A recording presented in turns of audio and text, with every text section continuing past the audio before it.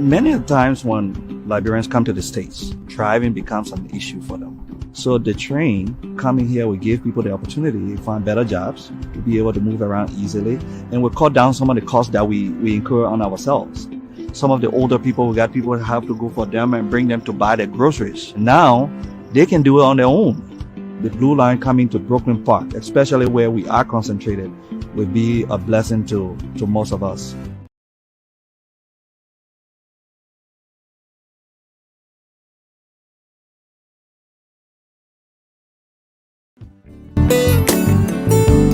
This is the time to come together. Keep Liberia safe forever. So open up your heart, let the unity begin.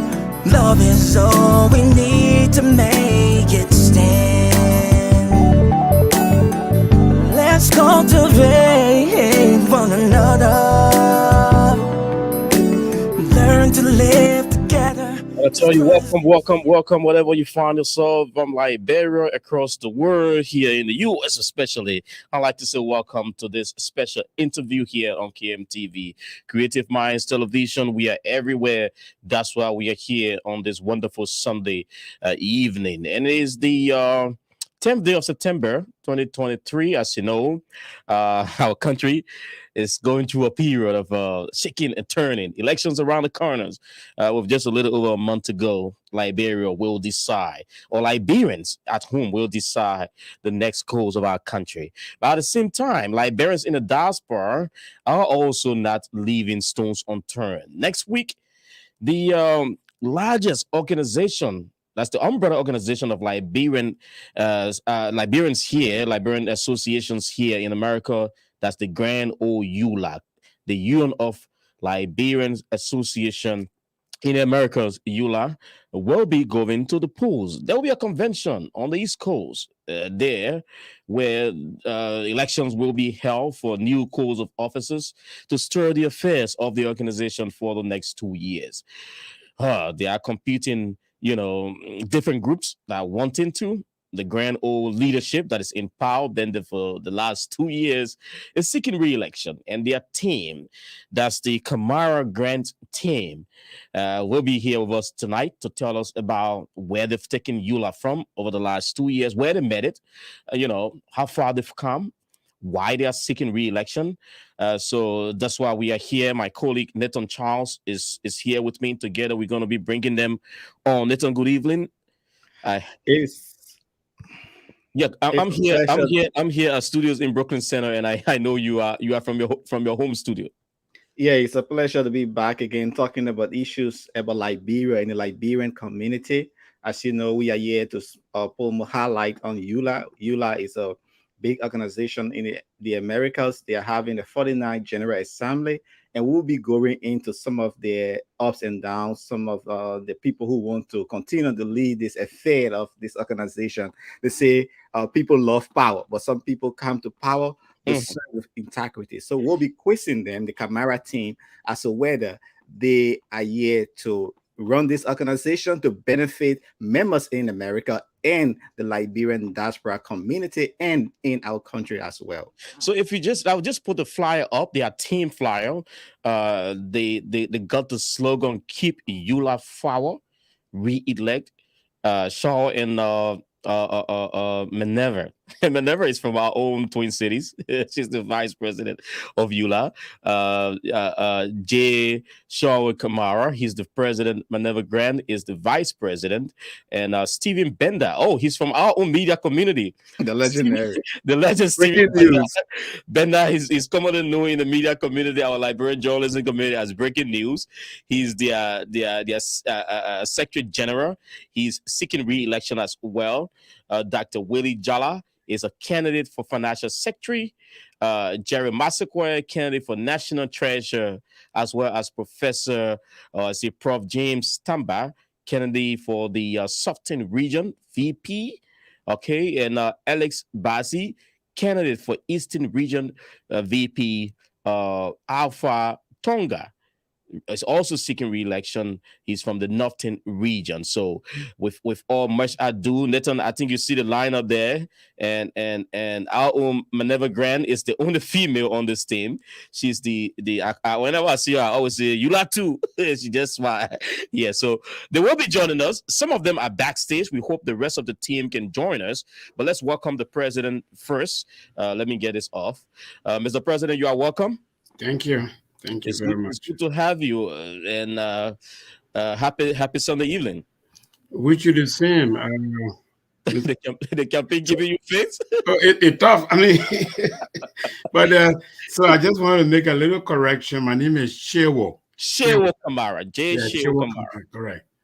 Okay, and he's seeking re-election as president of ULAA. Madam Grant is also backstage. Let me bring her on. Madam Grant, the woman, she on the green screen. She wanted a different PR. But I mean, if you could just, for the sake of the program, Madam Grant, if you just move the how you call it, because it's bringing you in and out.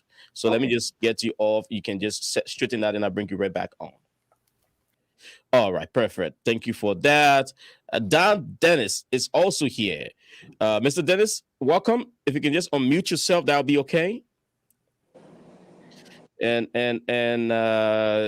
Alex Bazzi, if Alex Bazzi is joining us, if you can just straighten your camera a little bit. You're driving. I hope you are driving with care. If for any reason you are trying to get home, probably you can just keep your audio on for safety reason and just, turn the camera off. We understand because we want you to get there in one piece, sir. Can you just unmute and you getting us? Yeah, I'm getting you very clear. You trying to get home? Yeah, I'm trying to get home, but I'm in Leggett stop somewhere and be part of you. Okay, so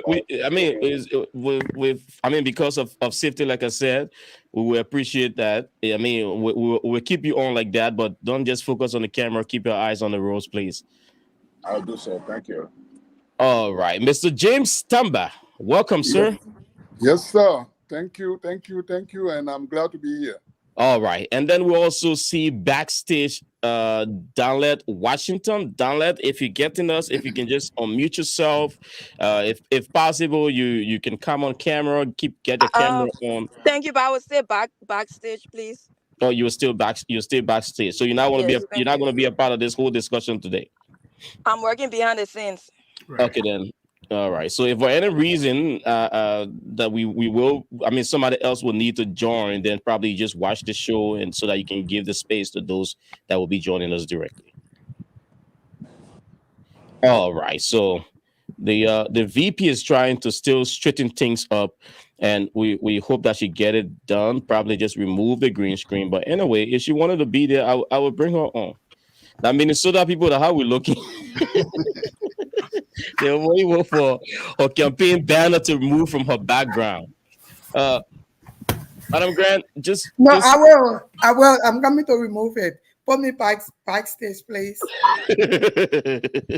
Minnesota dealing with Minnesota. But we will keep the ball rolling. It's good to have you all. Let's give you the chance as others will be joining us. We will give you the chance for the sake of the podcast tonight. Maybe some Liberians are just seeing you guys for the first time. We know the names are out there, but we will give you the chance, starting with you, Mr. President, to do a brief intro. 1 or 2 minutes, and then we can go around the room so that our viewers get to know who the people on here, and probably they've seen you guys on your flyers, but just say something unique about yourself in under 2 minutes. Well, thank you, Mr. McGee and Mr. Charles, and to your viewers and your network for welcoming us to this, all important, discourse. My name is Joshua Kamara, and I'm the current national president of the Union Liberian Association in Americas. Tonight, it's Team Minerva and Shewo, and of course, you will see a lineup of very, competent professionals who have been tapped, to help reshape this major diaspora organization. I have over 30 years of experience in community and student leadership. I was one time, president of the Liberian Association of Pennsylvania. I'm not stranger to ULA, and I've attended almost all major ULA events, including conventions. And in 2021, I was elected as national president of the Union of Liberian Association in Americas. Within 23 months, exactly this month, we've been able to bring some major progress to the union. We made it at a point where there was almost no life in it. Things were still. You couldn't even have a convention in Ohio. And many other things were happening, but within the last 22 months, 23 months, we're able to help our brethren who were granted LRIF to gain additional status. We were able to impact our homeland by in improving on the Diaspora Development Fund. And now we have a major project that we are able to collaborate with Kmtv City Corporation to just have the first impact in Liberia. And dual citizenship is one of the gains that we've made. And, I'm very proud as national president that we have a generational shift, that we can make ULA to be just, first generation old people thing. The Danet you saw there, who is, in the background, has been one of the president that we tap, and we see her as, a leader into the future of ULA. Danet has been the one doing a lot of our, Facebook and rebranding of the organization. Today we have a corporate, style, website. Me as ULA national president, I can sit on my phone and respond to people, just and phone call hasn't gone dead in ULA history since the last 23 months. So the ULA is on a trajectory of making enormous progress. And I'm just urging viewers not to listen to all of the gimmicks, not to listen to what you hear about money and everything else. Nothing has gone wrong. And in fact, Mr. President, you want to kick the ball off the cursor soon. We come into that. We just wanted to know what's unique about. Do I still have time? 30 seconds? You already over the 2 minutes, but okay, 30 seconds, we give it to you. Let's go. All right, so it's the unit is on a very good course, and I think Liberians should not listen to individuals who want to revert it, so that it remain stagnated. Thank you so kindly, Madam Grant. Thanks for making the adjustment. Sorry for taking your your flyer from the back, but we see all your PhD words. You already know what's going on, so you have the floor. Tell us what's unique about Madam Grant, and why should Liberians, listen to you this time? Oh my God, what unique! I think you know that, but I will still talk it. Who is Madam Grant? I'm Miss Minerva Grant. Okay. I live in the state of Minnesota, the city of Fridley. I have 2 children. A community leader for a very long time, started from Liberia to the great United States of America. I serve as in so many positions, and people will say, why you guys put yourself in these positions when they're not even paid? Just because we love our community. And with me, I'm not looking at the payment, I'm looking at what we can do for our community. And so that's me. I love serving my community. In Minnesota, the OLM, I served them for many years as the election commission chair lady. Besides doing that, I did about 5 elections, successful elections. I volunteered my time at the office there for so long, and then later left it with people to continue. And I've been with ULA for a while, serving as regional vice president, Lauti regional vice president, serving as the and executive director for the social services. And my because I think because I work in the human services field, my profession is a mental health practitioner and a human service administrator. So I love helping people, assisting people, and I it just about my community and my country. I love working whatever resources we have. I don't like to sit on the fence. If I want change, I want to be part of the change. So that's why I continue working with my community and being for in my community. All right, thank you so much, Ms. Grant. Is good to hear you. Let's take you, Mr. Don Dennis. Just unmute yourself. The big guy person just say he class the kid do too. Welcome, Mr. Dennis. Let's hear you. Who is Mr. Dennis? What's unique that Liberians in the diaspora, especially the United States of America, need to know? Yeah, good evening, everyone, and thank you for the opportunity given. If we look at the platform that you just shared, I am not one of the candidates. I am as the co-chair on the campaign team for Kamara Grant. I'm also the chair on mobilization committee.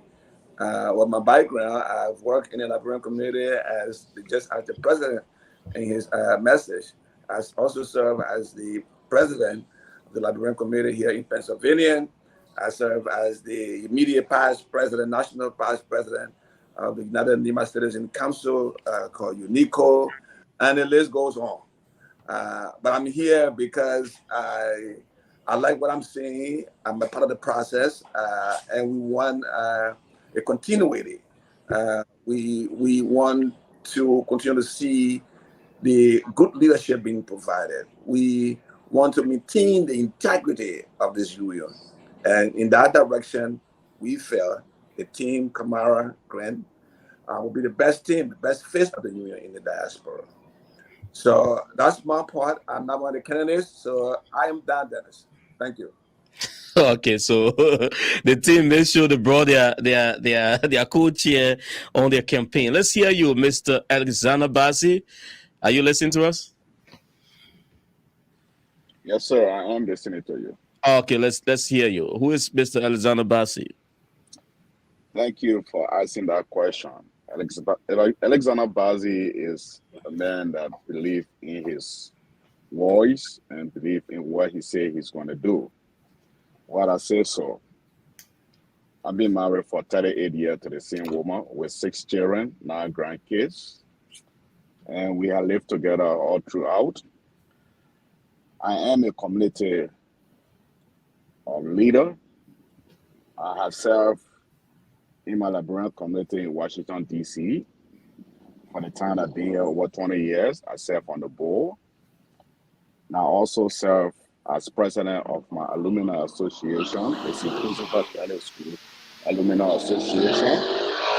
I served the union for almost 10 years in the position of finance, treasurer, national financial secretary. And during my tenure in those positions, I have made sure that the union is always stable when it comes to finances. When some of us joined the union in 2015, we had some problem with the union in terms of finances, and I think I made it better along with my team. And the Sherwood Graham team has also been very successful in making it better. And that's one of the reasons why I am supporting the Kamara Grant team for the second term. And I'm also vying for the position for Eastern Regional VP position. And my plan is to make sure that whatever I have done in the union for the finance side, I'm going to do the same in the East Coast. I'm going to make sure the East Coast is more powerful in the unions, and they do not know that in fact, the East Coast is more powerful in the union than any other region. All right, thank you so kindly. And Nathan, you heard him, the faces of this team, headed by Mr. Kamara. I'm sure you're going to kick the ball rolling with the questions for them. Yes, and I show this is just one of the team that is contesting this coming election. There is another team that is opposing them, and we've been seeing a lot of information, counter allegation going back and forth. But firstly, this is a job that you guys want to take, the Kamara and Grant. Say want to keep. You got it already. Got it. Okay, you want to. Okay, great. So you want to take on this job again for another? How long is your term? Another 2 years. It's 2 years. Another 2 years. So basically, I would like to know from you, Mr. Kamara. Tell the audience your leadership style and how do you go about working and collaborating with team members, because you will be leading this organization for another 2 years. One, Mrs. Grant would tell us how do ULAA collaborate and support other members or other organizations in the Americas. Let's hear from you. You're going to be leading this thing. Let's hear about your leadership style. So thank you, Mr. Charles. It is a very important question. Being on the stage of leadership, like I said, over 30 years, enormous experiences. One of the things that I bring to the table is the ability to be able to tap some of the best minds who can provide leadership for any positions. Even when I was president for LAB, I did the same thing. Everywhere I find myself in leadership role, I find the best minds. And I've done just that in ULAA. This is very important because a leader who wants to be a leader has to be able to identify some of the best minds. You can't go for the low-hanging fruits. Okay, you can. The other thing about my style of leadership is that I delegate responsibilities and I know how to follow up very well. Most importantly, I have the skill of consulting and just finding those talents and attributes that are individuals and they are able to contribute them to their national organization like ULAA. And that's what has made ULAA to be a distinction as to where we made it the last 22 months. You know, people say 2 years. This month is just making all 23 months since we took over, you know, the helm of authority of ULAA. 23 months, not even 2 years yet. Okay, but we brought so much gains.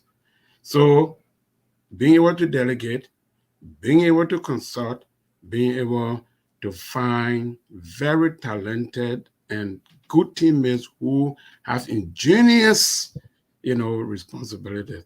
If a leader cannot do that and they're just hustling all over the place, you got to tell them goodbye. Ms. Grant. Yeah, can you unmute yourself, please? Yeah, how does ULAA collaborate with other organizations or entities to further your mission? Okay, ULAA being an umbrella organization for all Liberians in the Americas, and although not all the organizations are part of Liberia, you have to have a membership to be part of ULAA. But we work beside our chapters that are part of ULAA. We try to work with other organizations. So that means we engage other organizations when they're having something, they're doing something, they invite us. We go there, we engage with them. When we having something, we invite them. I would give you an example. The dual citizenship that we've been fighting for.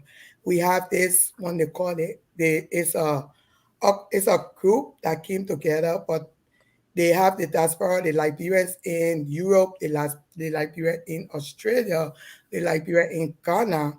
All of them came together with ULAA to advocate for that. So if there's a group in America working on something and ULAA know it's an interest for ULAA, especially for the Liberian people. If anyone is listening from a monitor, can you please turn it off? I think it was Mr. Tamba. He needs to, you know, if he would come back You know, let me, Mr. Tama, if you please listen to us from the show and not from your monitor because it's distracting. Let me, Mr. Tama, if you please listen to us from the show. So make that adjustment and we'll bring you back. Sorry, Miss Grant. No problem. Yeah, so that's how we work. So then we have other if other organizations that in the diaspora want to work with ULA, especially if their vision is like work with our vision, we work with them. If we see their vision work with our vision, we work with them. We advocate like when we're advocating for immigration. It was not only ULA alone. We have other organizations that we work with to advocate for immigration. And even when we went to during the Ebola time, I will tell you right in Minnesota, yeah, ULA sent a representative to work with OLM because OLM is part of ULA. So when the representative came that day when we had a meeting, I think we had a meeting at the Brooklyn Park Community Center. And there where we had the Kenyans community, the Sierra Leoneans that came, and we got a team together to work together. So because it was in Minnesota, ULA worked with OLM to work with this community to help our people in Liberia. So ULA is open to work with any organizations that will have the same vision like ULA, that it's advocating for their community, for their people. ULA is willing to work with them. So I just gave you like two examples that we open up to work with people that we have done. Now, Mr. Kamara, if I will piggyback with you a little bit, I know you started off by talking about some of the things you've done. If you had to give a rundown of what your leadership, achieved, not just here, I think you talk about including young people or empowering young people. But if you could talk about other things that your leadership achieved over the last 23 months that you think probably you want to continue, to achieve more, or you think Liberians who have the right to vote in these different states or from these different states can trust your leadership for another 2 years? Well, thank you again for giving me the opportunity.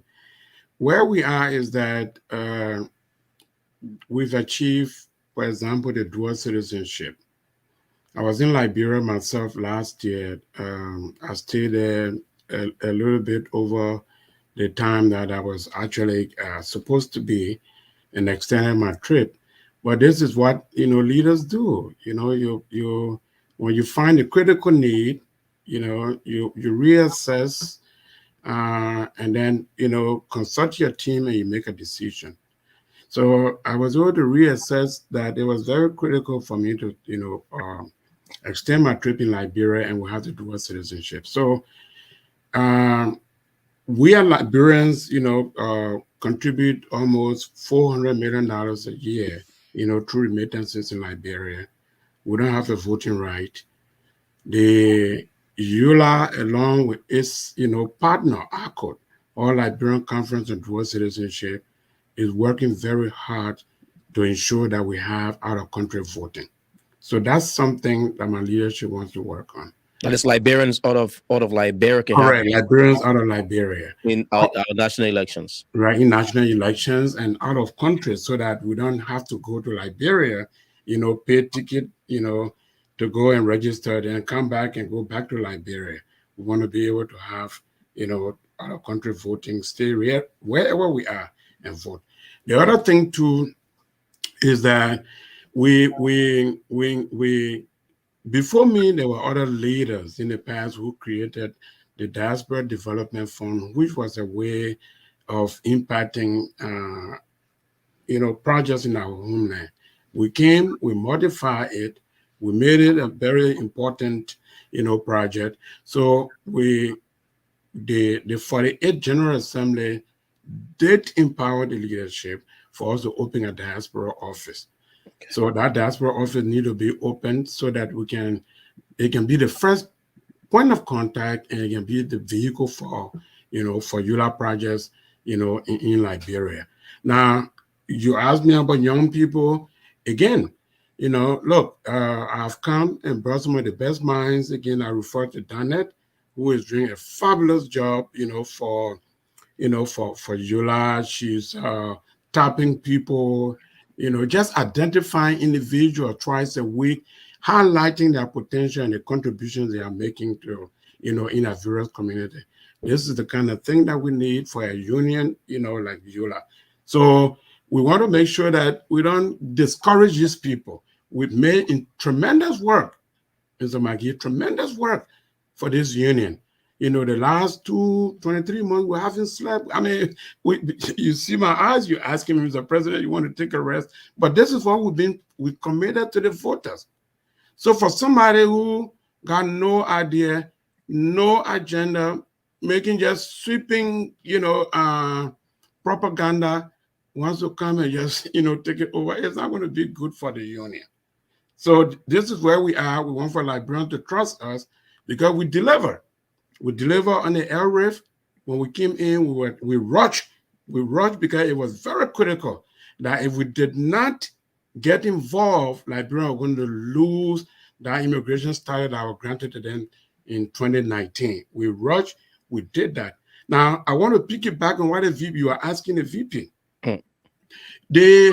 What happened there was that in 2021, immediately we took over, we collaborated with ACT. It's a major immigration group in the United States. We even collaborated with some major lawyers in your state, in Minnesota, on Ducky Black, because these people, everybody was furious that this major immigration reform were going to be lost. But because of our intervention, additional 1,000 people were able to apply for their immigration status. We did fight to get it extended. We didn't get it extended as a whole, but these individuals are taken into consideration on a case-by-case basis.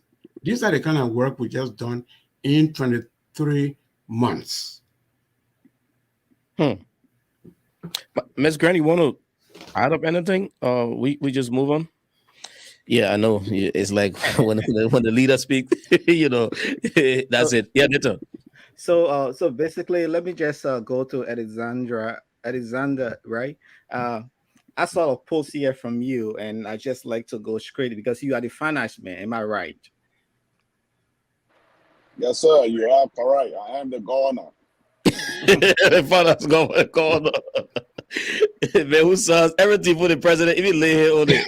That's correct. That's correct. Yes, you sent a post out. Let me just read it. You said, "I'm at this point challenging the Keita's team to provide an evidence wherein the administration had misused ULAA funds. As your National Financial Secretary of our lovely union, there has been no time on my watch where the Shawan's administration had taken ULAA and other ULAA funds without my knowledge. The Keita team should be ashamed of themselves for allegedly accusing the administration for any misuse of ULAA's fund." Where this comment is coming from? What prompted where this comment is coming from? The Keita and the Nangwe team, all the propaganda they're running in this campaign is funds, misuse of funds by the Shehu and by the Kamara and Grant team. They are accusing the president of embezzling $7,000 that he took without the consent of the board, and that means without the consent of me as the governor of this union. So I am challenging them to prove where the $7,000 came from that the president had taken with him. And they are also accusing this administration of traveling around without their approval, meaning the board approval of traveling wherever they are going within the diaspora. So this is where this whole posting is coming from. It is about time to ask the MSG1 and his team to actually prove to the Liberians in the diaspora as to where this $7,000 is from. And that's not all to it. They are also accusing this administration of receiving $100,000 from the government of Liberia. Now, since you've driven down that path, I mean, I would want to kind of like take you a little more. There was this video at your rally. The presidential affairs to come and launch your membership drive. State for presidential affairs to come and launch your membership drive is because as a institution, you want government support. Now let me just speak and say we engage the government of the United States and the government of Liberia to support your, how you call the program? So I don't know how we're going to support you, we don't give you money. So I say you want me to the money. Yeah?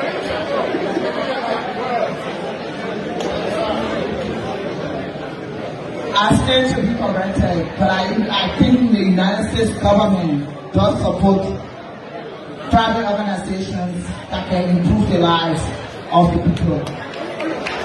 And just because of that, next year budget will put $300,000 in the budget for me. So, Mr. President and your team, this is something that the other side is also running with.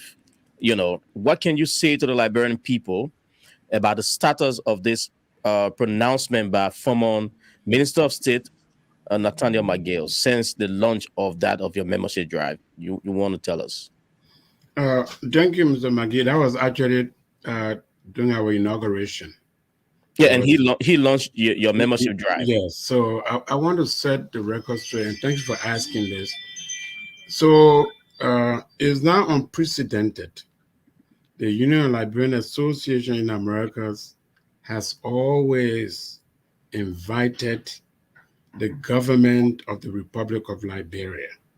Before me, previous presidents, including brought, Ellen Johnson Sirleaf extended invitation and other presidents. So ULAA did not invite Nathaniel McGill. ULAA invited the government of Liberia. Now, the exchange you see over there was an exchange between former Finance Minister Nathaniel Barnes and Mr. McGill.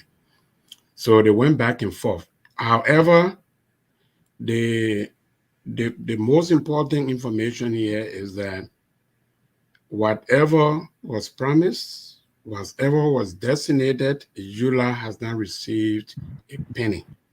We've provided that information. We did meet with the board of directors, and again, it's just sad that when you have somebody running for a position, they don't even remember anything, right? Especially when it's part of leadership. We did meet with the National Board of Directors and the National Leadership Council in early March, right after the inauguration. And then I was also on Kmtv. We did give a press release that was stating the ethical principles about this money. I went on Kmtv, I went on FOL, no penny, not a nickel, no penny has come to the union. Did you make any effort to go after this from the government of Liberia, knowing that the pronouncement was made by, a government official who represented the government officially at that occasion? I think the government has an obligation to meet its commitment when they make those commitments to people. So I didn't need to make any effort to follow them around. Well, so, I mean, it's about your organization. You are the leader. You want to see them. It's not a make commitment. You won't just sit down there. I mean, just realistically. No, I mean, I'm not just sitting there, but the government is the government. You make a commitment to people. You meet it. But what is most important, like I'm explaining here, is that we have to receive not a nickel, but a penny, from any source. So if people want to make issue about, they give them $100,000, they took $100,000 is not some little money that anybody can just and put it in a bag and run with it. If you and this is very important to the voters, you cannot have a second or the third person in command on a national board of directors making frivolous statements that he cannot show any evidence of. This shows it shows ULAA in disrepute. Okay, because if money comes to ULAA, I submitted, budget in 2022, annual budget. I submitted provisional reports when required. We were in Georgia last year. The 48th General Assembly did approve a financial report. So when you are a serious-minded person, right, a second vice chair on the board, how can you just be talking like, I don't even get it. And you want for people to take you very serious? Yes, because when it comes to the organization, you will see it. It will be there. We're reporting every penny. So the short of the long is that we, as a leadership in ULAA, have not received a penny. In fact, there are 2 investigative reports. One from Front Page, another one, I think, from the Observer, who went and sought all of the evidences. I mean, your peers in the media. Nothing is found. Nothing absolutely. And you have somebody running around with this. Now, tell us. I heard you say you were trying to look at the ethical balance. What did you gather? I mean, what would you have received and taken that money being placed in the Liberian budget? What would you say? What did your board advise you for in case the government comes back today and say, "We are giving you this. You are going to be in the next budget. Will you accept?" Mr. McGee, since that money was promised, it's been 1 year, 5, 6 months, I guess, assumably, right? So if that money was going to be committed to ULAA, it would have been done. I understand the hypothetical question you're asking me, but that is already. What advice did you get ethically? Oh no, I'm coming to that part. The ethical thing is that our members, we listened to our members who said, Mr. President, do not take this money, and that's why we decided. Did they give you a reason? Well, the reason that they gave was that there was just too much noise around this money, okay? And ULAA, as an advocate organization, did not want to, see itself in that kind of position where it's providing excuses all over the place. So we just, stay away from that money. And again, we have not received. Heavy-heartedly stay away from that money. So we stay away from it. Yeah, you see, that's why I was asking, because I know it was. That's the answer I wanted, because nobody will promise you money as a head of organization, and you would just sit and say you're waiting for them. So that's the clarity I wanted to have from you. Let's hear from Dan.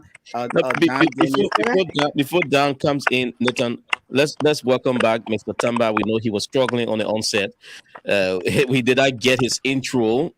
He's running. He's one of those seeking election. I believe, Mr. Tamba, give us a shot. Who is Tamba? Why should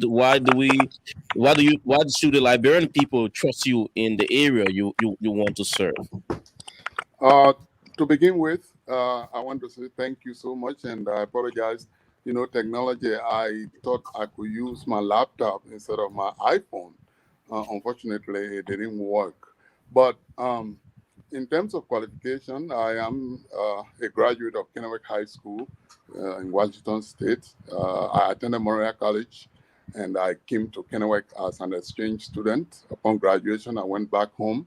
I went to the University of Liberia, and prior to graduation, I got another scholarship. I went to India. So I did my undergrad both in India and at the University of Liberia. And then I came back to the U.S. in the early 90s, in fact, 89, 90, as a result of the Civil War. And I went to graduate school in Chicago at Roosevelt University, one of the top universities in Illinois.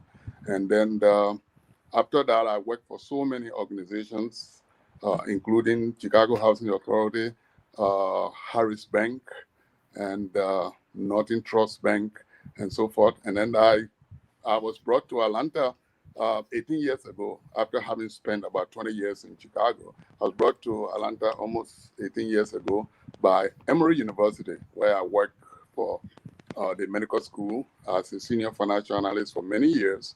And then I went to Emory Law School also, where I specialized in finance law. So that is basically my academic background. And as for ULA, I have worked for ULA over the years. I served in the background with the governor, Mr. Alexander Bassi. I always was on the finance committee because of my expertise in finance.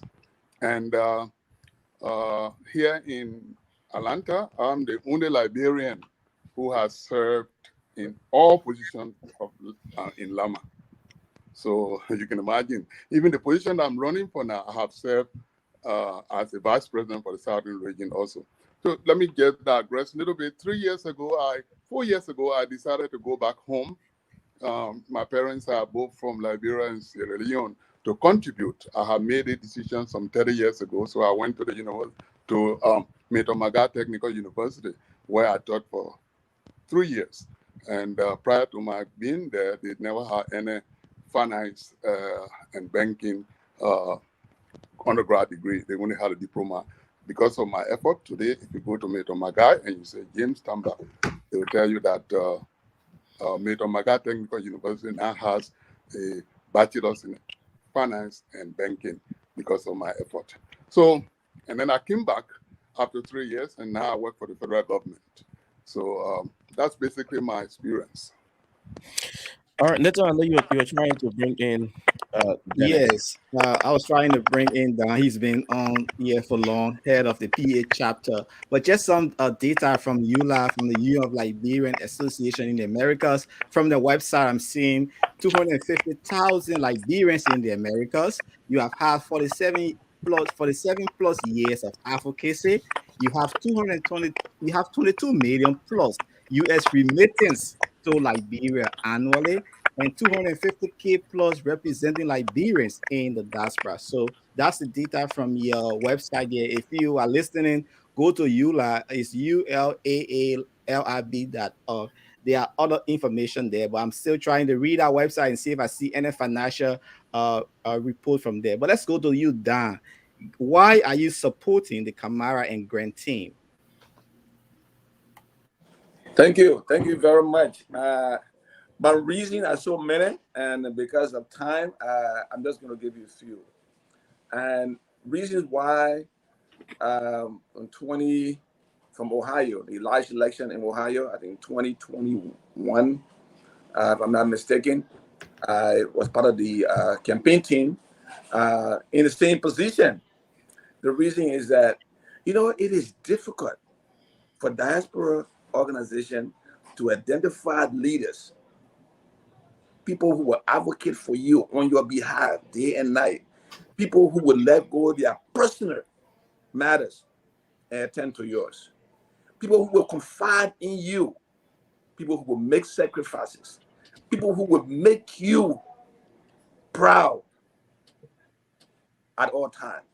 We need leaders with integrity, leaders that demonstrate patience, leaders that are involving, leaders with transparency, leaders with results. Those are some reasons why I deem it necessary to support the Kamara Grant team, because they have the skills, they have the technical know-how, and they have served the union, and they are coming again with experience. They are telling you what they have done. They are not telling you what they will be doing. So they are not learning on the job. They're not coming to learn on the job. They're coming with experience. And with the second term, which is given to them, we'll continue to see a new ULA. A ULA that generations will come and say, yes, this is the turnaround. This is a new that I'm in the union. The union that will bring new faces, young faces, not real current leadership, going back and bringing the same old faces all the time. You see the new breed of ULA. If you can check the track record of ULA now, if you go to ULA website, you see names of our young people who were not even born when ULA was established. These are grandchildren, grandkids of members, of ULAA members. So I say to you, those are the reasons why I'm on board with this team. It's the reason why I'm serving as co-chair to this campaign team. It's the reason why I'm serving as the mobilization chairman for this campaign team, because of the reputation. Thank you. So on that note, what form of campaign are you putting into place to make sure that the Grant and her boss are re-elected as well as other members of your team? What we're doing, what the campaign team is doing, is probably trying our best to reintroduce our team to people who were not there in Ohio. We are telling them, we are giving them the facts. We are not hiding anything. We're telling them, if you want to get the information regarding ULAA, here's where you go. If you think that ULAA have not done this before, this is what ULAA has done. We are not in the fight. Right. The Kamara Grant team is not here to fight. They are here to provide information. So if somebody misled you with information and you reach out to us, to the campaign team, we'll tell you, go here and get the information. Here is the information. If the campaign actually did that, we'll give you reason why we did that. And we are not here to conceal information. We are here to tell you, let you know, this is what we have done. And this is what we want to do when you give us the second chance. And that's how it has been working. This is how it will work. And I'm sure that the Liberians in the diaspora, they have already made up their mind that come September 16, they're going to read like Kamara and Grant. It's not a surprise to us because they know, they have seen their work. They're not going to be sitting there asking, I wonder what has she done in ULAA before, for ULAA before? What has been her involvement? No, that's not a question. I wonder if she was able to drive so thing before when she was asked to do. No, that's not an issue. I wonder if he participated in deliberation on behalf of Liberians.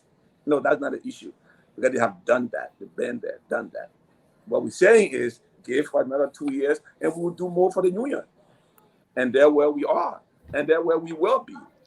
If we want a better ULAA, we want leaders with experience, with deliverables.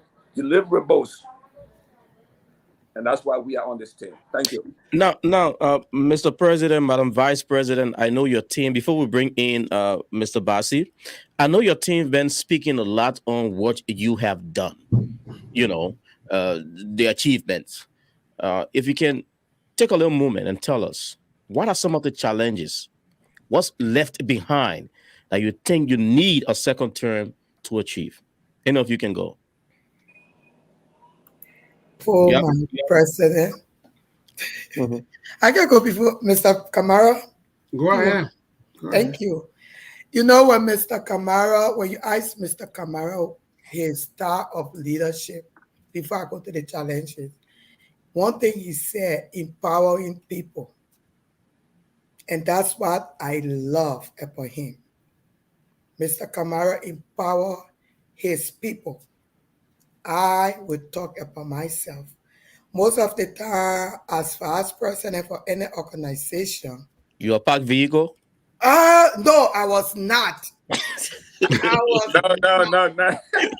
I tell you a parked race car. I tell you that even in Minnesota, people wonder, are you still living in Minnesota? Because I was all over. All over. I mean, no chapter leader will call you and say, we call the vice president, and she did not answer. Mr. Kamara empowered me to do that. We were all over. That's why we brought the union and our communication system, helped us a lot. The challenges that I got, and I would say Mr. Kamara can say more. Some of our community leaders, I'm not blaming nobody, because sometimes you look at the structure of their organization, how they communicate with their membership is kind of different. It's communicating with their membership. Like ULAA is a chapter-based union. Most of the time, I live in Minnesota, but I won't come and tell the members here about the union like that. I have to go through my chapter leaders, okay? Even if they have a meeting and I'm invited there, they will ask me to say something about the union because we depend on our chapter leaders to inform the membership of what the union doing. Because with the union, the structure is the president of a chapter represent the chapter in the leadership council. And that leadership council, our president is over that council, over that. We have meeting with them, we gave her information, and on the website we have a chat room that anything we're doing, we put it in the chat room for the leaders to give it to their membership. And then even on the board, each chapter has 2 board representatives on the board. So information comes to those representatives, they're supposed to bring it to their chapters. And sometimes, most of the times, they don't happen. So Liberians see you in a chapter, they're like, but what you not doing? What you not doing? You're not doing a lot. Your chapter leader's supposed to tell you. But we make it good now that our administration, even if we do it, if we planning anything, we send it out there. Besides giving it to the chapter leaders, we in most of the chapters chat room. So when we get information, we put it in the chapter chat rooms too, so the membership can know about it. All the chapter that has chat room, I said at the beginning, can you put us in your chat room? We are not going to get involved in your community thing to say, oh, the only thing we just want to give our information to help your chapter leaders to give our information. And that one of the challenge I will tell you, our chapter leaders to really give out information of what you are doing. Yeah. Okay, Mr. President. Yeah, thank you very much, and thank you, Madam Vice President. There's several challenges I can point to. It's easy, to be a title bearer or a position holder and don't do anything. And this is what we experienced over the last 23 months. And you would think that it will make sense that this leadership that came, that worked so hard, and the results are shown. I mean, there will already be no context. But the fabrications and everything are all over the place. Why? Because people just want to maintain the status quo. So this has been, they want to maintain the status quo, and they just will be in control. Okay, whether they have results or not. And this is what we are facing, currently. We came in the leadership. I mean, and now all board members, you have some very astute and capable board members. But some people in the leadership now, it's clearly visible that some of the things we're hearing were done intentionally. So trying to maintain that status quo is a challenge. The other thing too is that I think we all are aware that, this is a volunteer position. And usually people ask you, why are you doing this? Why I'm on this, on this network? My wife came in and just quietly, found a way somewhere around. Well, you should be having a family time this time of the evening. Right. I mean, and this has been what we've been going through since 2021. Dan Dennis knows me, the VP knows me.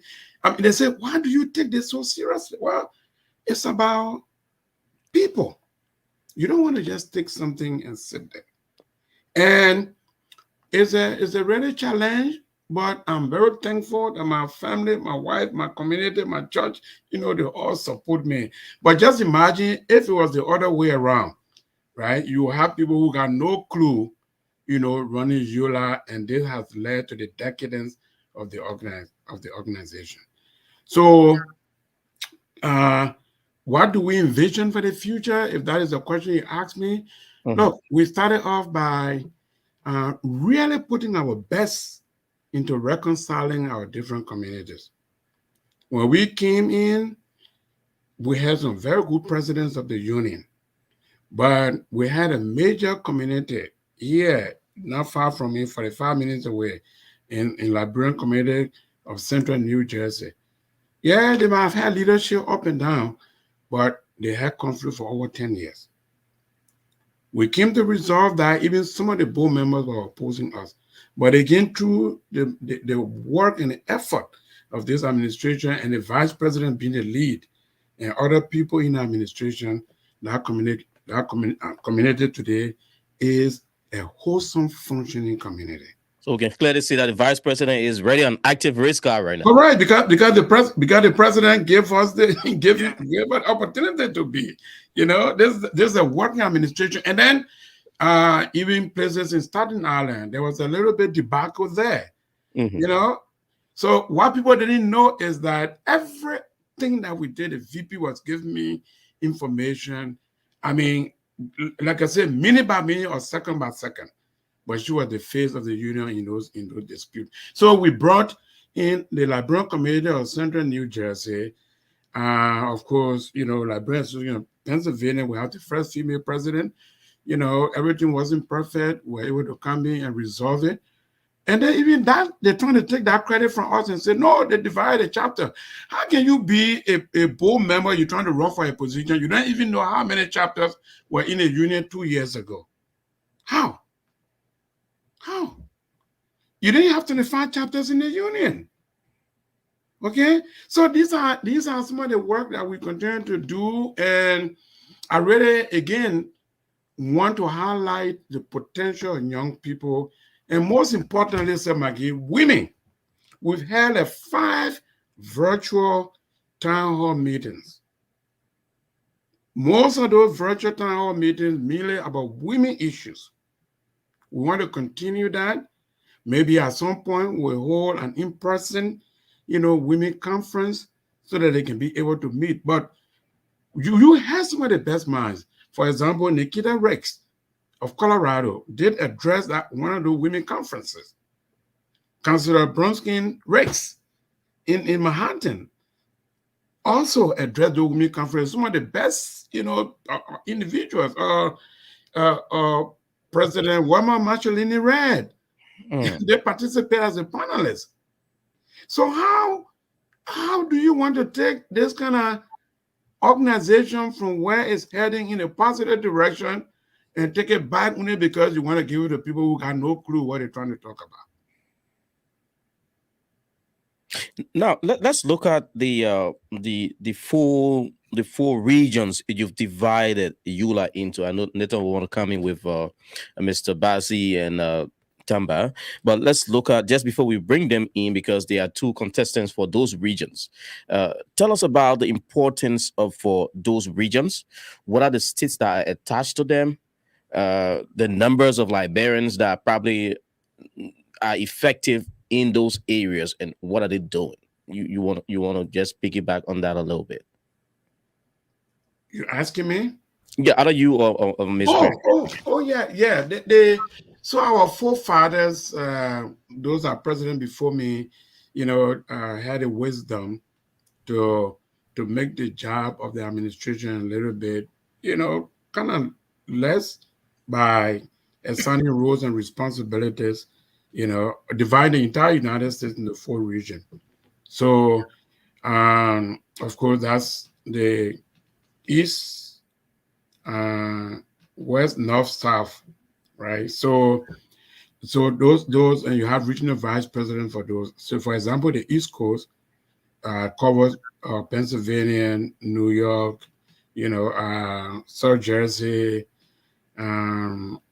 Connecticut, Washington D.C. Those major chapters, and then of course the South, we have only 1 chapter. There were previously another chapter, but And again, the chapter can decide. That was long before I even came to be national president, and we stay outreaching to them.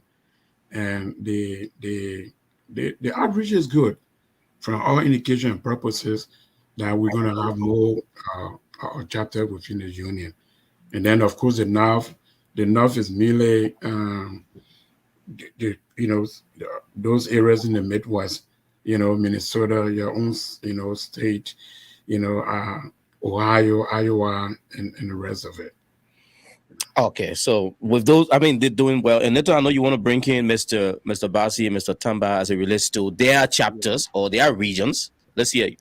So basically, the flow is your Alex and James on a 3 minutes. Tell us your own leadership style as you want to lead your people and your short-term vision and approaches, how you're going to approach them on a 3 minutes.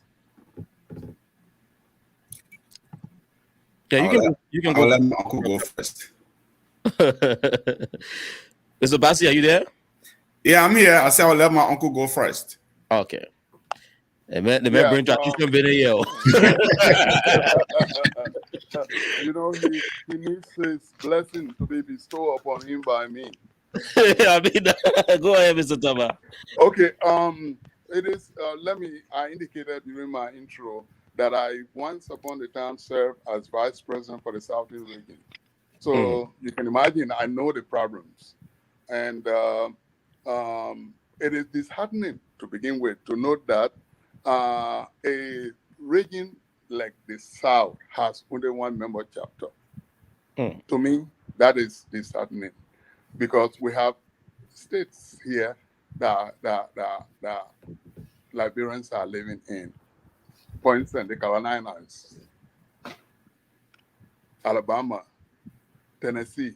Liberians are all over this place, and we don't have a functioning member chapter. That's a shame in my mind. So in the interim, I mean, immediately I am elected.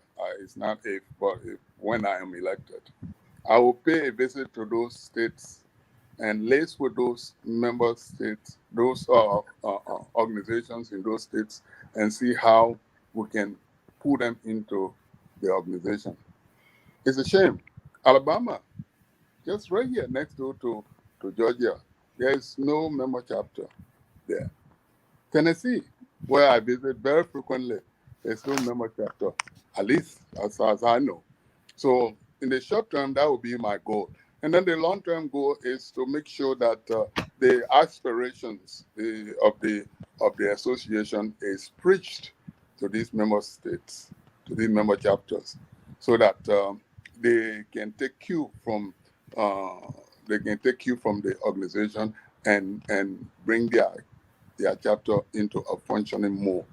So first, we will visit these member states and see if they are already organized. If they are not organized, we'll opt to organize them and bring them into the organization. For those who are already functioning little by little, but are having difficulty getting things done the way they should, we'll teach them the best way possible. That's what this team is all about. We'll make sure that they will subscribe to the mission and the aspirations of Mr. Kamara and his leadership. That will be our goal. Alex? Thank you very much for asking that very important question. You know, the union has 4 regions, like you rightfully stated.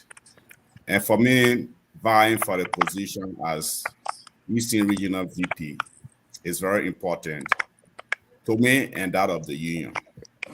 With my past experience in the union, there are other states that have no interest in the union only because they do not know what the union stands for. So with my vast experience in the union, my goal is to visit those chapters, to let them know what the union does and what it is so important for them to be part of the union. It would be for the benefit of all Liberians.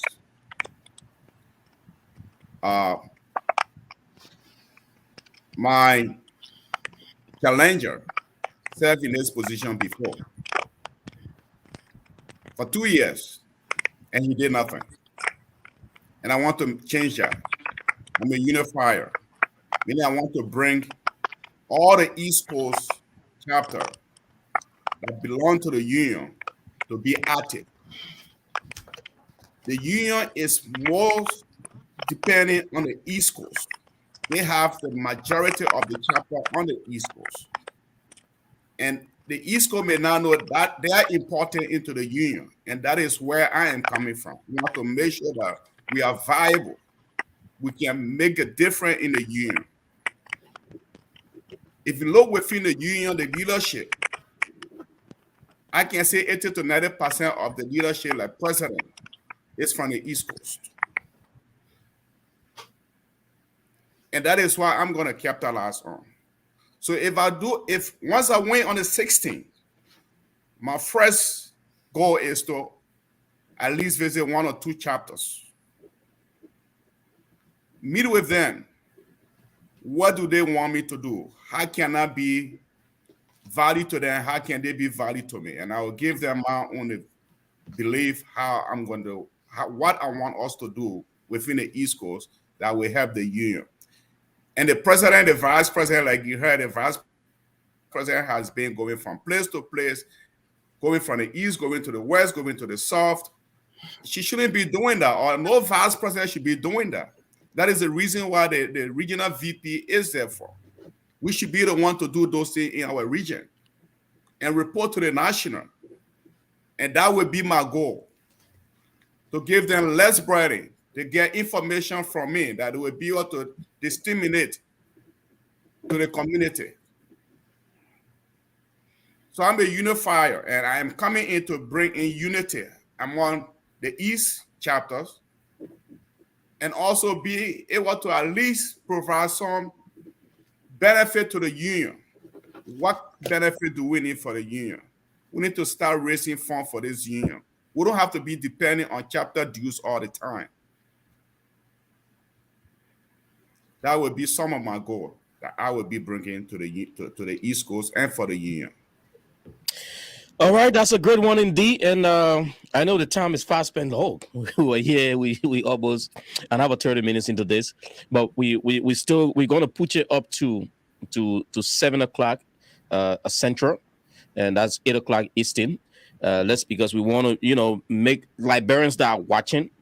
We want them to get exactly what's on your plates, why you think they should give you the opportunity, and this is why you're here.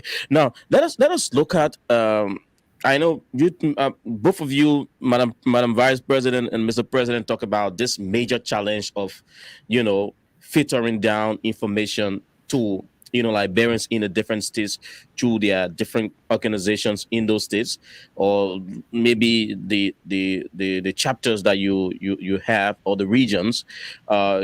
If somebody watching you tonight is seeing a ULAA leadership for the first time, for me, I will not lie. Let me say open. I'm not a member of ULAA. How can I get encouraged? You remember ULAA once, you remember OLM. I'm a member of OLM, by extension, I don't know who are those that are voting at the level of ULAA. Let me say it clearly, because you giving the information is not coming to me. How am I going to be a part of it? Right? So somebody like me watching for the first time, seeing this and listening to this major challenge, what can you say to them? Before we come to who are those, how I know this question should be for the Election Commission chair. We hope we can have, a tete-a-tete with the Election Commission, but how people are qualified to vote at the level of ULAA. So firstly, what can you say to people who's hearing this for the first time that are not members like myself? Because like me, I'm not member of OLM, not member of ULAA. Okay. You say the people like us. Sarah, let me go before my president, because I think with my experience as once the chairperson. Because I'm not sorry, I'm not disrespectful, but I wish I would have gotten this to be over there and also participate as a Liberian here in the diaspora. That's so good. So let me tell you, with ULAA, especially, all right, you if you're part of a chapter, if you have a membership in a chapter. So let's take with OLM. Once you pay dues to OLM, you're part of OLM. You participate in OLM activities, you're part of OLM. I know some Liberians in Minnesota say, no, I'm not part of OLM. But OLM represents all the Liberians. But meaning when they say active, that you have to pay dues to be active.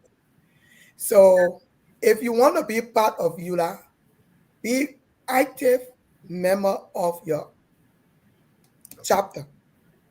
Once you're active member of your chapter, you have all rights to be active member in ULAA.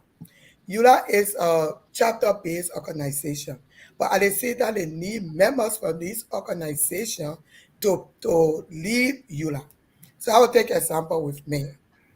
Because of my activities in my chapter, when I wanted to run for position or position that I was appointed to, like when I started working with ULAA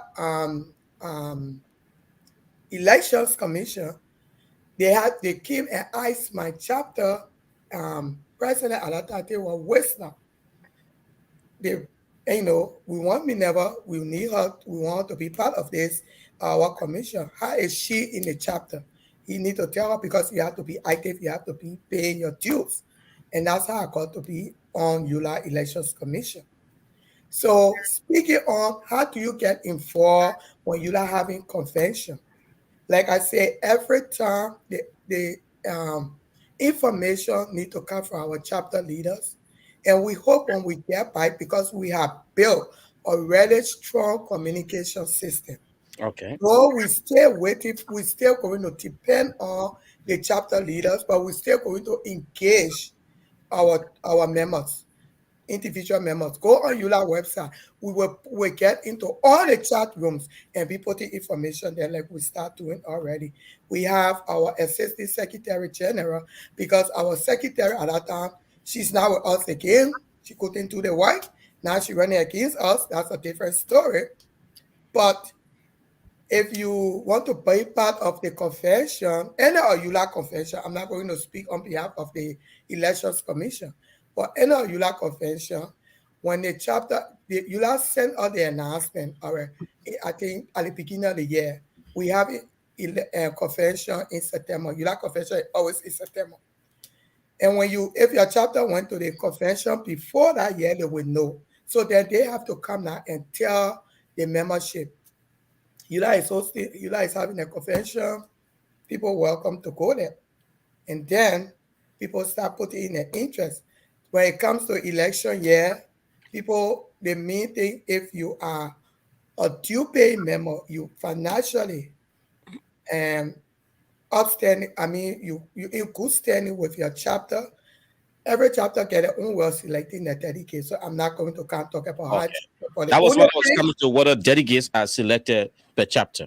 Yeah, every chapter has their own way, but the only thing ULAA eyes of, you have to, in your chapter, you have to be in good financial standing. For the rest, how they select the delegates is left with the chapter. So I'm not going to talk on that. But chapter get the delegates and then send the names to ULAA, and then these delegates come to ULAA convention. Okay. Yeah. The president, you want to add anything? I mean, the VP explained it all. It's a two-way street kind of thing. The chapters are responsible to their members, and the members too should have an inquiring mind. If I'm in Pennsylvania, if I should be asking, some important questions. How can I be a member? And don't wait until, when election is around and maybe I got a special interest, then I want to be, a member. And I'm not saying they're wrong, but, like you, for example, in Minnesota, you if you're a registered member, find out when meetings are held,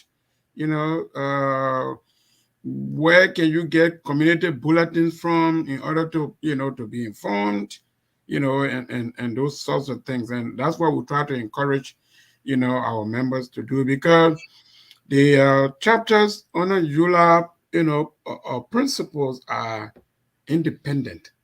They are independent, and they have a way of, running their own, internal fabric and all of that. However, we cannot allow them to, kind of like micromanage and do something outside outside democratic principles of the union, So, and that's where the union comes in. So just participate, make sure you're part of, your chapter. And we encourage people to do that. We are looking forward to maybe streamlining a way where, people get information maybe in the various chapters, if that would be a way. Left there now, all ULAA chapters, chapter leaders are part of the chat room. Okay. They are all part of it.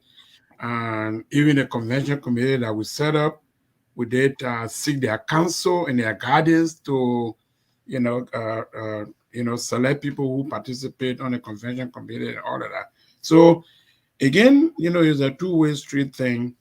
It's not all the blame on the local, chapter leadership. We just encourage people to be a part of it at all times. Because the communities, we all can have one need or the other at any given point. And it is not only when we have the need, then we ask, and we always ask that, oh, what a leadership. They hear they want to happen.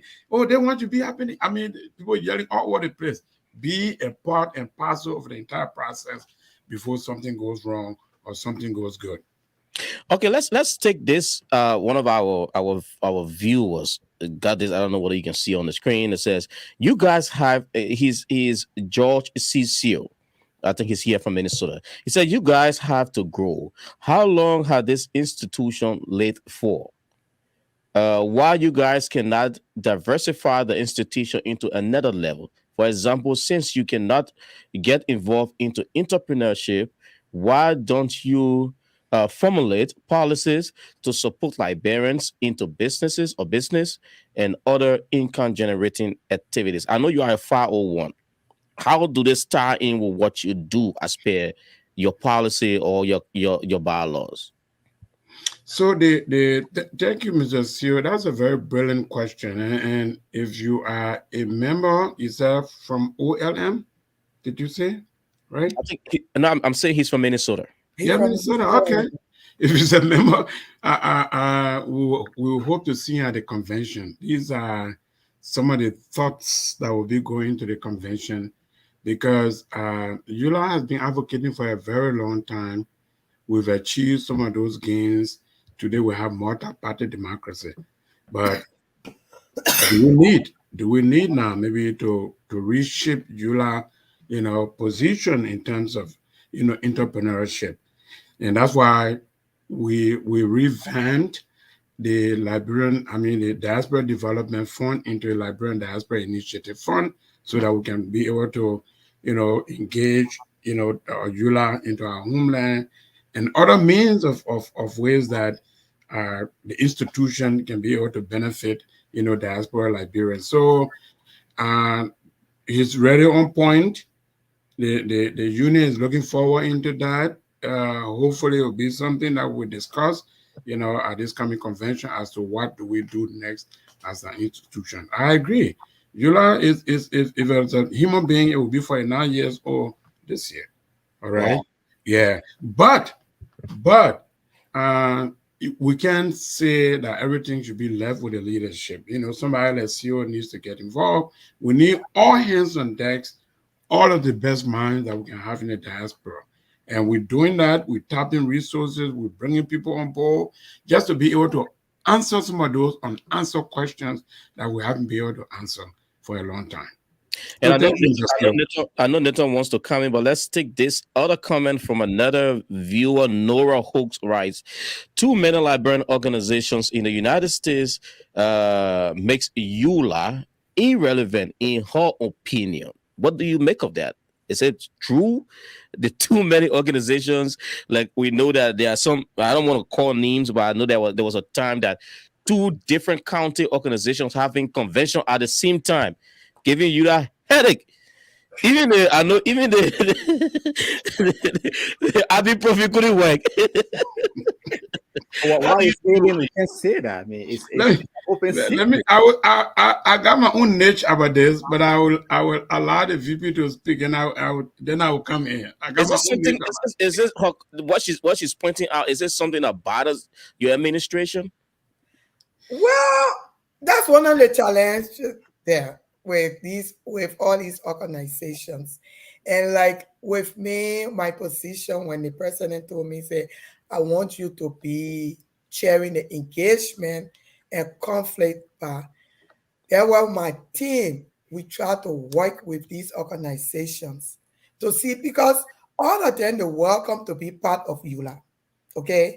All that we get, ULA welcome county organizations, alumni organizations, and state organization to be part of ULA. So all these organizations, we hope they can come and be part of ULA. So when we come now to the ones that having division, that forcing, like you said, and even the ibuprofen cannot help us. They think about it, we see it, you don't see it, but you have to invite us. If you have a problem in your organization, you have to invite ULA to come and help with the conflict. If we don't get invitation, we can just come, especially if you're not part of ULA. If you're part of ULA, if you're a member of ULA, yes, ULA will come in and see how best we can fix it. That's what we did with the Trenton people, we did with the Pennsylvania people, and even the local federation, the local county federation. It came to a time recently they were having some late confusion, and they called ULA in, and we got them talking, they were able to come to themselves and like, okay, ULA, you guys did this. So I think some of the parties saw that they could make it, they could come together. And so they told us they could make it. They were able to fix their first, and just they on June, they had a successful convention in Minnesota, yeah, and elected a new quota officer. So when you call us, we will come and we pray that all these organizations can come together instead of divide, because it's not, I tell people, it's not about you individually. If you say you like your organization, and I know other organizations, either they will say the local county association, or the Maryland, or the Bond County people, or the University of Liberia Alumni Association. But what do you guys have in common? Is that one thing you're working towards, either the university, helping the university, or either working towards Bond County, helping the people in Bond County. It's not about you. So why will you guys get two organizations? Why you can come together? You were together before. Why don't you guys come together and look at that one denomination, which is that group you guys want to work with? So we hope that going forward, and we're going to engage these organizations. When we hear something, we're going to ask questions, we're going to talk to them, we're going to negotiate with them, and see how we can bring our Liberians together on the ULA, for ULA to be relevant. Like she said, ULA is not relevant because of all the organization. But remember, most of them are part of the organization. They're part of a chapter that are member of ULA. So by extension they are. Yeah, by extension they are. So and we're able to get a new chapter, Arizona, to join the union. So Arizona, the Liberians in Arizona, they are part of the union. Now we're in negotiation with the Liberians in Nevada, Las Vegas, and the Liberians in Utah. They're supposed to be joining us as soon they put in the application, in the work or put in the application. So we'll continue to engage our Liberian organizations to be part of ULA and make ULA relevant. But ULA will be relevant when the organizations are part of ULA strong. Once our chapter strong, ULA strong. Okay, so just a few questions for. You wanted me to go? Or you want to add up to what? Oh yes. Maybe we can give you a minute. Yeah, just a minute. Because we're wrapping up in 10 minutes, but then we have this very unique video from your campaign that we wanted to close the show with. Oh yeah, we can. Okay, so let me just say this: the you need a leadership who understands what they're doing and they conceptualize a bigger picture. Look, the bottom line is there's strength in unity. Okay, when all Liberian organizations, Alumni Association, University Association, county organizations, now we have 2 national county organizations. We're looking forward to more to be a part of the union. It makes it a little better. We've tried this at a local level. President Dan Dennis and myself, we were president and vice president. My name is Joshua Kamara, national president of the Union of Liberian. Oh, how did we get this technology? No, that's fine. So all I was saying was that, hey, you know what? The stronger we are together, the better it's going to be for us as a nation state and diaspora Liberians. Okay. Yeah, Nathan, you were coming in. I mean, basically we're about to wrapping down, so I would just tackle James, Alex, and Dan. Dan run us about the activities leading to this 49th celebration. Gave us step by step day 1 to 2 what you're going to be doing, and James and Alex just gave your parting comments. We know Dan is not anyway in charge of the convention, but we know with his campaign, Okay. So what will your campaign be doing leading up to the next 1 week? Yeah, leading up to the election, to our victory, we will be welcoming our delegates to the state of Pennsylvania on Thursday night, and we got follow information. I'm sorry that the chairman is not here, Mr. Wilson, Henry Wilson. On Friday, we will be guiding our delegates and preparing our candidates for the debates. And on Saturday, it will be the election day where we will be re-electing the Kamara and Grant team. But what we are doing is that we are appealing to the delegates that are coming to vote the Kamara and Grant team because we want the leadership for ULAA to believe in, to have integrity. And the question that the VP were answering, and one thing I admire this administration, is that because of the conflict in program planning with states and county association, they introduced what they call the calendar of events. Okay. And on the calendar of event is where we were plugging in programs. So we're encouraging all these county association and state association to submit, their invites as soon as possible so that they can be well put onto the kind of event. So we will be campaigning, we'll be making phone calls to chapter leaders, to delegates, come the last 5-6 days, just to make sure that we have their voice. So I know this is my closing statement. Yeah, that's what I was going to say. Let's take it as your closing. What's your expectation in just one line? My expectation is that come Saturday, we will be declared winner, and we are approximately looking at 200 delegates in favor of Shehu Kamara and Menema Grant. Are you trucking some of us there? You trucking us? No trucking. No trucking. No trucking. Masi, let's hear you. And just tie it into your closing, please. You got to unmute yourself.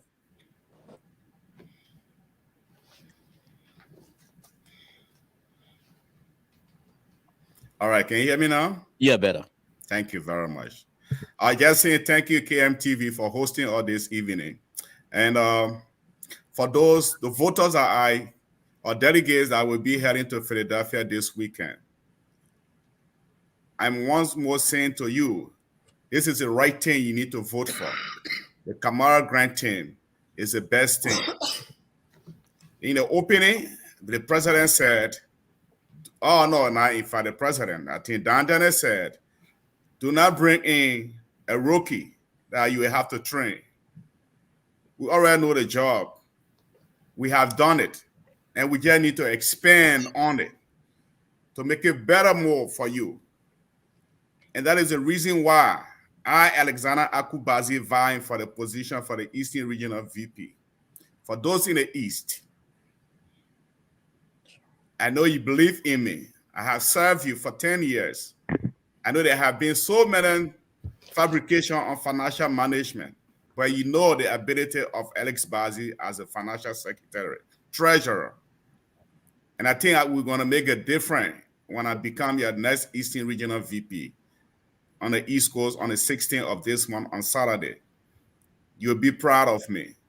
I am asking you to vote Kamara Grant team on Saturday with no regret. Thank you. All right, Mr. Temba. They're smiling. I think I said something good. You're speaking like the usual politician. You're muted. Mr. Kamara, you want to unmute and take us home with you? All right, good. You put it back on. No, you take it off. Thank you. Okay. First and foremost, I like to say thank you for having us, and for our members, our delegates that are traveling. I want to ask God's mercy and traveling mercy for them. Let them drive safely and carefully and come and cast their votes. This is a historic election. They should be there and on time. For the rest of the week, I would think that we will revisit our slogan, and we'll revisit our processes and procedure that we have been undertaking since the campaign started, and dye those I's that we may not have dyed properly, and close those T's that we may not have closed properly, and leading into the election. We have a very good team. Our leader is dynamic. There's no doubt we will win. We will definitely win. I can bet my neck for it. We will win. All right, Madam Vice President. Thank you, KMTV, my own people. I just want to take this time to thank our voters from 2 years ago for believing in us. And I see you guys again to believe in this thing. You guys, the voters, I'm speaking directly to the voters that are coming. Please don't listen. Don't read all those lies that are going out there about Shehu Kamara team, about us taking money from the government. No money came to the government. We listened to our chapter leaders and we never took the money. We never. We are engaged with our chapters. No chapter left us because they wanted to go. We met the chapters, we met them, we work with them. We even increase our chapters. The 2 chapters are left because people icing. While the chapter left, they left because they wanted to go. And they left on their own. They sent the letter of suspension. We did not. We engaged them and we told them, if you're ready to come back, we are open. You guys can come back. And up to this day, they have not written us a letter stating they want to come back. So we are saying, please don't listen to the lies. Don't listen to all those things that they're writing out there or calling you guys. No, you have seen our work and you know what we can do. Give us a chance to continue this work. We are not going to take the union backward. We are carrying it forward. We are carrying this union forward. We are ready to do the work. So we have somebody that was with us, our S-Chief. She stayed president, the Secretary General, and people were eyes. But now why is she running against you guys? Well, people have our differences. But one thing Mr. Kamara said at the beginning, he tapped into people that can work. And if you can do the work, well, this is a volunteering thing. We are not going to force you. We are just going to work across and see how we can build out the responsibility you're supposed to do. And we're going to do that. And that's just what we did. We never appointed her. She was elected. So the people should know, those that elected her, know that she did not. She did not. And so we are asking you, please don't listen to the noise out there, to those lies. Mr. Kamara is a good leader. He empower people. I was not parked in the garage. My duty, I did my work at the same time. He gave me all the work to do. And with my team, we have the coordinator, Mr. Chapa. We have our former election chair lady, the Eastern Regional Vice President, all the Regional Vice President were part of that team, and we brought successful result to the president. So I will stop here and tell you, please, voters, when you come, vote for the right thing. Do not vote because they're choking you to Philadelphia. No. Don't vote because somebody will say, I will pay your city fee and this thing, and you know the right thing. Please, you know the right thing. If you want this union to go forward, if you want to believe in this union, you want to knock your chest and say, I know what the union doing, vote for Shehu and the 10th team, and we will continue carrying this union forward. Thank you. All right, Mr. President, take it home. Yes, thank you, Kmtv, Maggie and Charles. Very great, two great hosts. On behalf of myself and the National Executive Vice President, Mr. Dr. Will Jala, who is traveling, Alexander Bazzi, Steve Bernard, Jeremiah Sokwe, Professor James Tamba, and of course Alpha Tonga, who is now here in the background, Danette, who has been doing tremendous work. You can already see the benefit of this team. We just want to say that if you want to take the union back, then we are not your guys. But if you want to take the union forward with a progressive agenda that a report we're giving you in 23 months, many nights we haven't slept, we are working around the clock. We are your people. Do not listen to all the fabrications. If you want falsehood, lies, and misinformation, then we are not. But the best predictor, I want to say this, the best predictor of what somebody will do tomorrow, what promises somebody is making to you, is what they've done today. We have a result-oriented leadership, and on the other side, there's nothing, absolutely nothing but a bogus slogan with no specifics, with nothing to show, and they have not done it in the past, but all they've done to run this union down into the ground. And I think Liberians should protest this by electing this team and all of the other candidates. Thank you so much, Kmtv. Those of you in Facebook land and everywhere, we want you to be able to engage, voters so that Liberia in the diaspora can move forward. We've already told you we'll be working on out-of-country voting. We want to improve the work that we did in Pinsville and be able to fund scholarship for our children in Liberia. That's why we created the Liberian Diaspora Initiative Fund. We have a milestone agenda that we accomplished last year. Well, 500,000 Liberians cannot travel if they have an emergency now into their country without going for visa. We want to open a diaspora office where it can be the first point of contact. These are work that nobody who will get up tomorrow morning and come and say they want to be president can be able to do. It requires clear thinking. It requires a lot of work. It requires a leadership with experience and not a rookie. Thank you so much for listening and entertaining us, and God bless. Mr. Shehu Kamara, he's the president of the Union of Liberian Associations in America, ULAA, that is going to its convention this weekend, where a new group of officers will be elected. What is the show? Whenever a team that will be elected. Let's see what happens on the weekend. Dennis been with us. He's the co-chair on their campaign. Alex Bassi is one of the candidates from one of the regions, as well as Mr. James Tamba. I'd like to say thanks to all of you for taking up your time and being with us. I know Alex started on a rough note. He had to be driving, reposting his phone.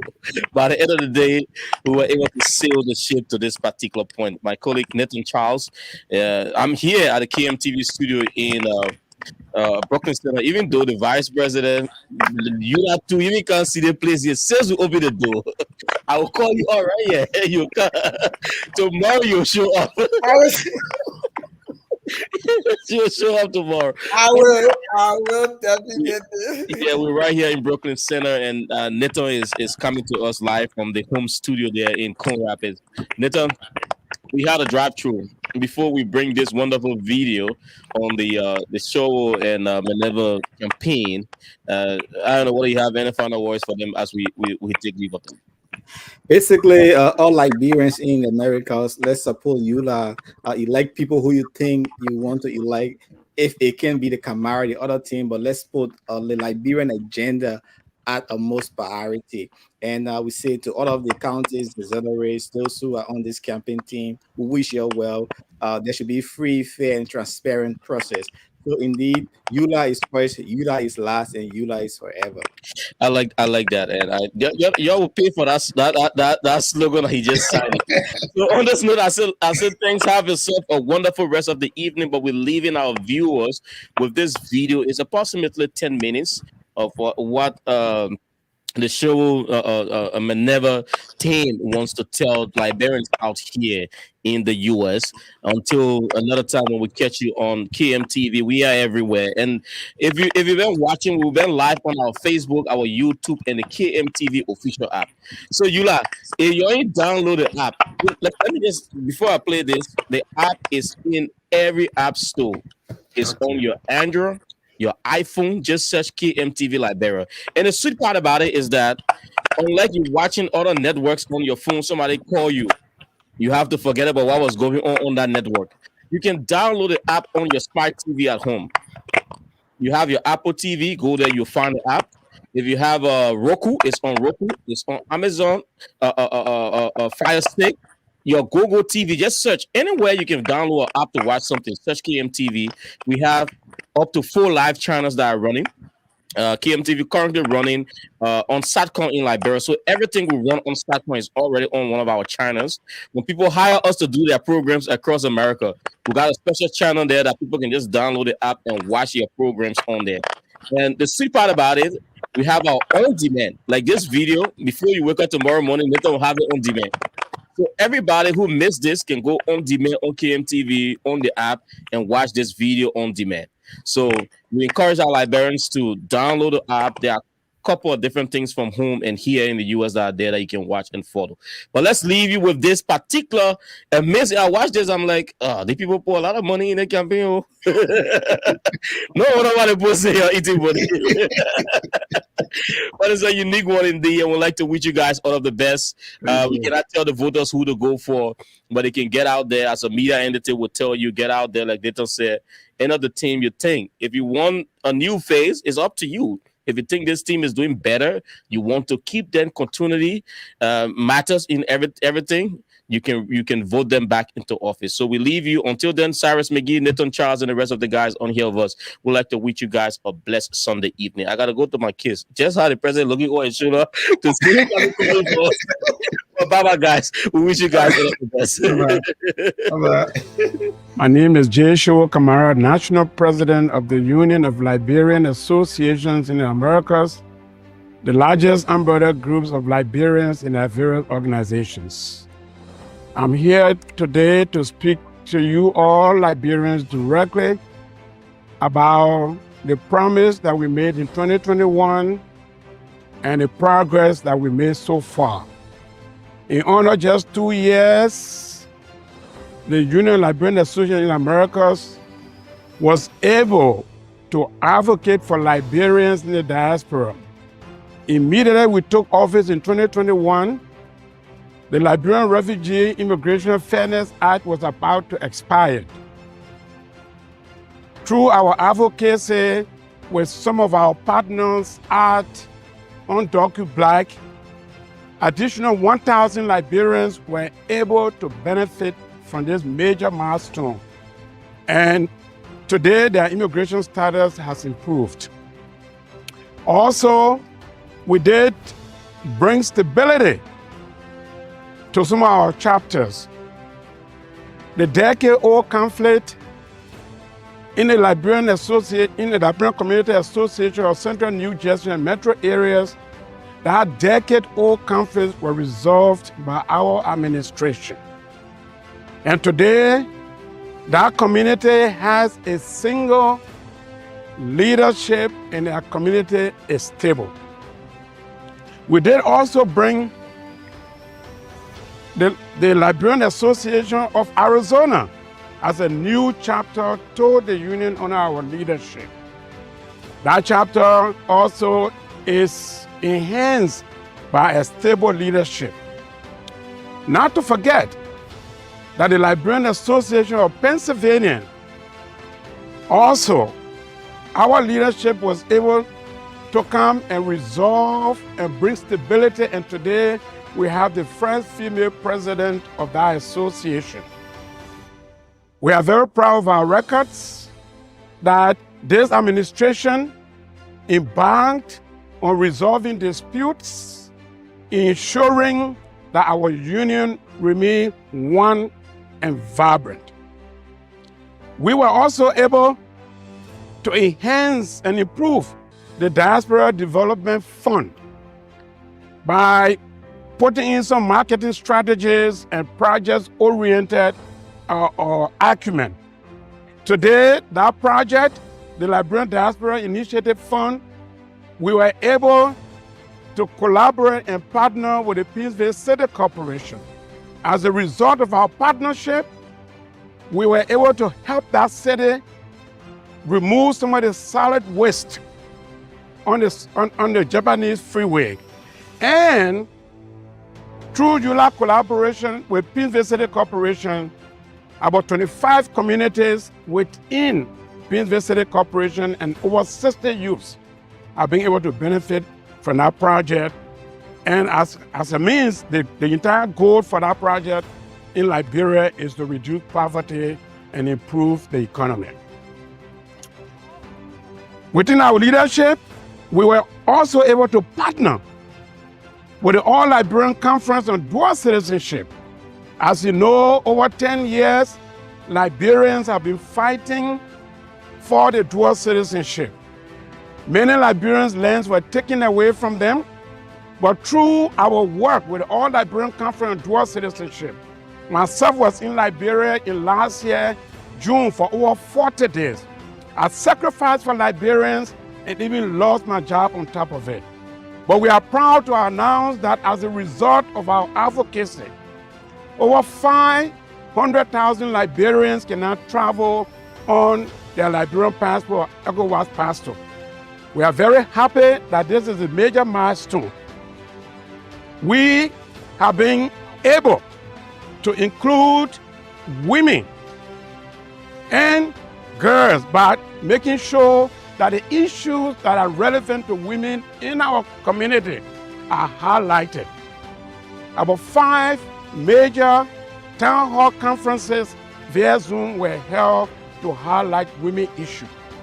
Women issues are very key to us as a people. Also, we're able to rebrand the entire union to make it a vibrant union that reach out to Liberians. Through the rebranding of the union, we now have emails, we now have a website that are very, very reachable. Liberians can find information anytime, anywhere on our website. We were also able to reach out to ordinary citizens on every Monday, every Wednesday to just highlight their accomplishments and achievements in America and the diaspora. Fellow Liberians, we have so much to accomplish. All of the things that I've enumerated are just the things we achieved under 2 years. We are asking you to vote for us so that the progress and the development that we brought to the union can continue. We want you to vote for Shewa Kamara and Manuel Grant and the rest of the candidates that are on our slate of candidates. Our next chapter will be to open a diaspora office in Liberia so that it can be the first point of contact for Liberians who want to purchase land, who want to do businesses in our homeland. This development will not be achieved when you revert to the old days where we had stagnation, where there were underdevelopment. When we took over, everything was at a standstill. We are asking you to trust us so that we can continue to work on out-of-country voting for Liberians in the diaspora. That is very key. They are staying here with our voter registration card. This is the first time since I've been born on this earth, and I'm 50 years old. The very first time since I've been born that I'm going to vote in Liberia. You know why? Yeah. And you know why? This is my first time voting here. You know, during wartime, everybody was scared, everybody ran. So when you go somewhere, you take citizenship there so you can get a job and you can work. But at that time, Liberia said, if you take citizenship somewhere else, you cannot be citizen of Liberia. So we were never allowed to register to vote here because we were no longer citizens. So last year, we've been fighting, and one man, Mr. Wetty, used to be harassing us in America. Let's go, we got to get this thing done. And he was able to get it done. And now we have dual citizenship. So this year is the first time I have been able to come to Liberia and proudly say I'm registered to vote in my own country. We contribute millions of dollars to our country. But here we are, we don't have voting rights. That voting right is out-of-country voting. You can rest assured that the development that we brought to you under 2 years will be enhanced under our administration. Do not be deceived. Do not be driven. There's no transformative idea from the other side. The thing we said to you, the air rift that I just enumerated, bringing peace to ULAA by resolving a 10-year-old decade, bringing one new chapter to the union, and of course, even stabilizing other communities are the things that we've done. We want you to trust us. Come September 16th to re-elect this vibrant team. We brought together young people who are also making enormous contribution to this union. I want to thank you. If you look in my background, this is the city of brotherly love and city of affection. This city is at the foundation of American democracy, and I've come to choose this site to talk to all of you. I want to thank you for listening to me, and I want you to re-elect Shewo Kamara and Meneva Grant and the rest of the candidates. Thank you, and God bless you all.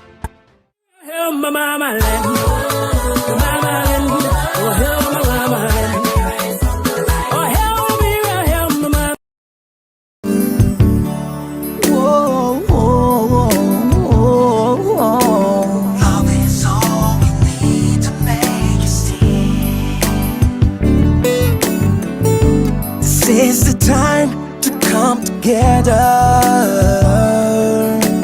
Keep life.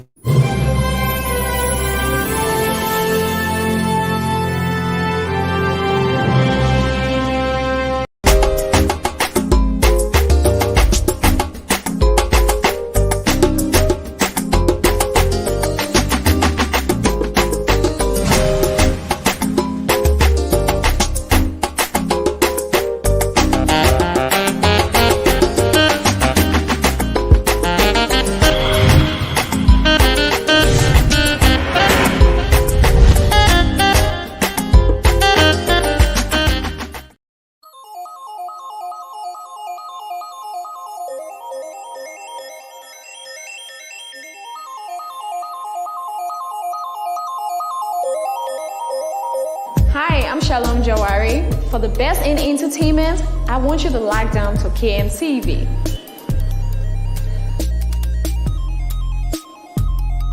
Yes, log down to Kmtv.